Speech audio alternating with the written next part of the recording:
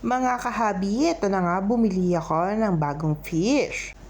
Habang bumibili ako ng fish, nakita ko na, sabi ko nga doon sa seller, ay kukunin ko yung mukhang magdadrop na. Mukhang buntis kasi yung gapi na nabili ko.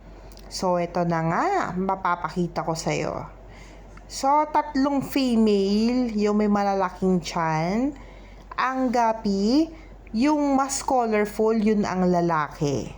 Yung mas malaki na wala masyadong kulay, yun ang babae.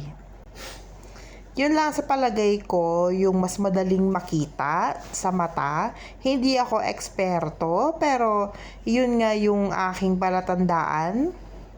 So, ayan na nga. After 1 day, nakikita nyo, may nag-drop na. May mga small fishes na siya. Ayan, hinihintay ko pa yung 2 pang mag-drop. Meaning, mga anak.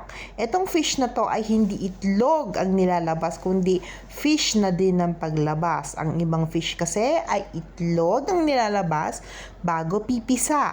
So, itong gapi na to ay baby na mismo, as in fry na. Baby na fish, yun ang nilalabas niya.